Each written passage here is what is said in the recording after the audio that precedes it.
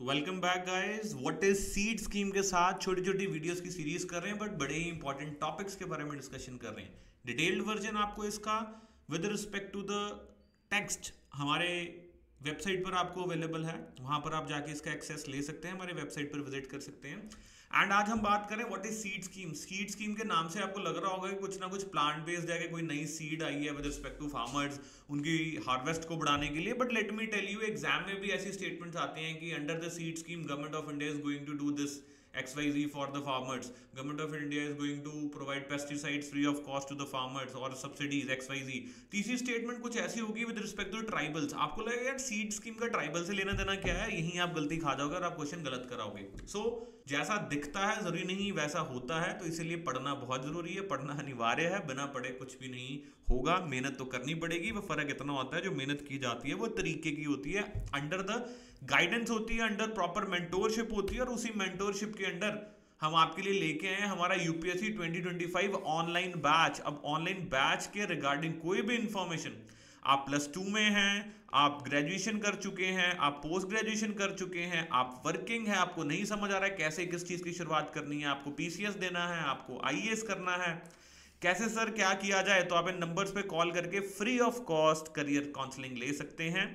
For those of you जो interested हैं सीधा बैच ज्वाइन करने में, सीधा वेबसाइट पर जाइए, वहां पर जाके आप अवेल कर सकते हैं। सो डेली न्यूज़पेपर इसमें आपको प्रोवाइड किया जाता है क्लासेस वाइज। सो आपके लिए चैलेंज नहीं रहेगा। आप डेली न्यूज़पेपर रोज सुबह 8 बजे हमारे प्रिय सुमित सर आपके लिए लेके आते हैं जी डेली न्यूज़पेपर, उसकी डिस्कशन होती है। Then you have prelim test every Thursday. इससे पहले एग्जाम टेस्ट करें, रेगुलरली आप अपने आप को टेस्ट करते रहिए। So right answers every Friday, answer writing session, interactive session, आपकी personal problem with respect to पढ़ाई, कोई और नहीं, विद रिस्पेक्ट टू पढ़ाई।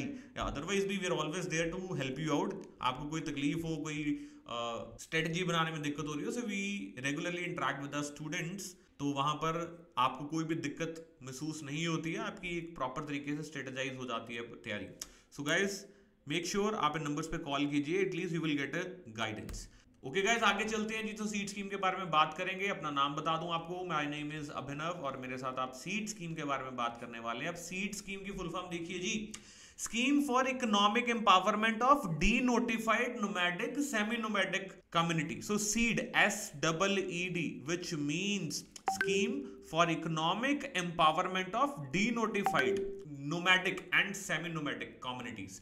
So it was launched कौन सी मिनिस्ट्री के द्वारा, very important, ministry of social justice and empowerment. PCS में भी क्वेश्चन ये पूछा जा सकता है, आईएएस में भी पूछा जा सकता है, कोई भी स्टेट पीसीएस में आपको ये क्वेश्चन पूछा जा सकता है कौन सी मिनिस्ट्री। आईएएस में भी आते हैं ऐसे बहुत question. So ministry of social justice and empowerment. अब इसका मकसद क्या है? सो देखो आपको पता होना चाहिए कि ये कम्युनिटीज डीनोटिफाइड कम्युनिटी कौन सी है, मतलब एक ऐसी कम्युनिटी जिसको हमने डीनोटिफाई कर दिया, maybe yes maybe not, देखेंगे आगे। Nomadic semi nomadic, okay we know about this. लेकिन अब ये ट्राइब्स है क्या, आई मीन ये कम्युनिटीज है क्या जिनके बारे में हम बात कर रहे हैं। और सीड स्कीम क्यों आई है? सीड स्कीम बेसिकली इसलिए आई है कि इनको क्या प्रोवाइड की जा सके, फ्री कोचिंग प्रोवाइड की जा सके। किसके लिए? सिविल सर्विसेज के लिए, entry to professional courses, medicine, engineering, कोई भी इस फील्ड में आप जाना चाहते हैं तो कंपटीशन तो है, तो आपको free of cost coaching provide करने की फैसिलिटी है इसमें। इसके अलावा हेल्थ इंश्योरेंस प्रोवाइड की जाती है इनको, बिकॉज इतना फाइनेंशियल बर्डन हेल्थ का तो ले नहीं सकते हैं। सो नेशनल हेल्थ अथॉरिटी के द्वारा प्रधानमंत्री जन आरोग्य योजना के अंडर इनको हेल्थ इंश्योरेंस भी प्रोवाइड की गई है। लाइवलीहुड सपोर्ट दी जाती है इनकम जनरेट करने के लिए।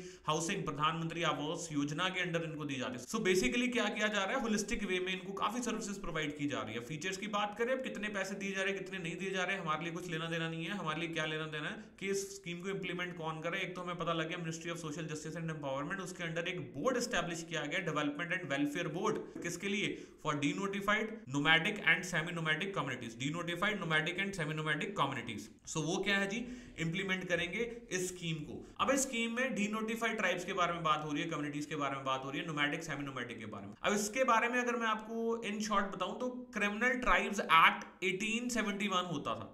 इसमें अंग्रेज क्या करते थे, अंग्रेज नोटिफाई कर देते थे किसी भी पर्टिकुलर ट्राइब को एज अ बॉर्न क्रिमिनल, मतलब उसको नोटिफाई कर देंगे कि जी ये जो कास्ट है या ये जो ट्राइब है ये क्या है जी, इट्स अ बॉर्न क्रिमिनल। उनको टैग कर दिया, स्टिग्मेटाइज कर दिया। So DNTs are communities that were notified as being born criminals during the British regime under series of laws. Okay, काफी laws की सीरीज में बोलते थे कि different laws थे कि ये कम्युनिटीज के बंदे जैसे ही पैदा हो रहे हैं उनको हम क्या बोलते हैं, बॉर्न क्रिमिनल्स। क्यों? क्योंकि मे बी उनमें टेंडेंसी हो क्राइम कमिट करने की, या फॉर एक्स वाई रीजन उनको स्टिग्मेटाइज कर रहे थे। अब जब हमारा हिंदुस्तान आजाद हुआ, इंडिया को आजादी मिली, उसके बाद क्या किया गया, ये सारे नोटिफाइड ट्राइब्स को डीनोटिफाई कर दिया गया। अब ये हैं वो डीनोटिफाइड ट्राइब्स जिनके बारे में बात कर रहे हैं। अब सिंस ये पिछड़े हुए थे तो हमें क्या करने की जरूरत थी, इनको डेवलप करने की जरूरत थी। डेवलपमेंट के लिए वेरियस स्कीम्स आई, उसी में से एक स्कीम है seed scheme. I hope I have made myself very much clear to you. And nomadic and semi nomadic communities तो यू नो जो क्या करते हैं, from one place to another चलते रहते हैं, जाते रहते हैं, ट्रेवल करते रहते हैं।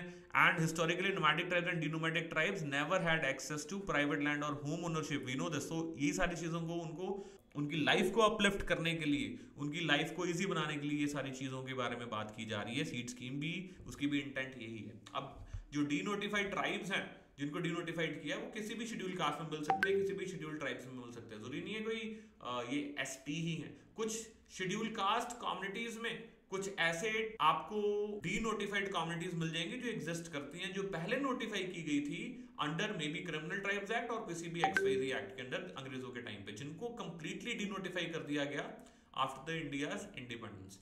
So many commission and committees भी कॉन्स्टिट्यूट किए गए थे इनके बारे में देखने के लिए कि भाई क्या है सीन, क्या इनका स्टेटस है। तो उसमें से कुछ कमीशन के नाम आपके लिए इंपॉर्टेंट है। सो पहला कमीशन है criminal tribes inquiry committee 1947, very much important, जो कॉन्स्टिट्यूट की गई थी यूपी में। सो नाउ उत्तर प्रदेश, पहले यूनाइटेड प्रोविंस बोला जाता था। देन सेकंड अनंत सयानम अयंगर कमेटी, अयंगर कमेटी भी बोलते हैं इसको, 1949 में इसको स्टैब्लिश किया गया था, आई मीन कॉन्स्टिट्यूट किया गया था। तो ये सभी आपके लिए नाम इंपॉर्टेंट है। काका कलेलकर कमीशन, पहला कमीशन ओबीसी के ऊपर आपको पता है। उसके बाद बीपी मंडल कमीशन बनाया गया था। सो ये भी कमीशन इंपॉर्टेंट है। Then next national commission to review the working of the constitution. So ये 3-4 नाम अगर आप याद कर लोगे कमीशन के, जो कि किस रिस्पेक्टिव में थे, ओबीसी के रिगार्डिंग थे, शेड्यूल ट्राइब्स के रिगार्डिंग थे, डी नोटिफाइड कम्युनिटीज के रिगार्डिंग थे, ट्राइब्स नोमैडिक ट्राइब्स के बारे में थे, तो आपके लिए इजी हो जाएगा आंसर भी लिखना। So that was all guys for today's video. I hope I have made myself very clear to you. ये छोटी छोटी इन्फॉर्मेशन इंपॉर्टेंट है, ये सीड स्कीम भी इंपॉर्टेंट है, पेपर में आ सकती है। मिलेंगे अगली क्लास में नए जोश के साथ, नए टॉपिक के साथ। टिल देन आप पढ़ते रहिए और हमारे साथ इंटरेक्ट करते रहिए in the comment section. Thank you very much.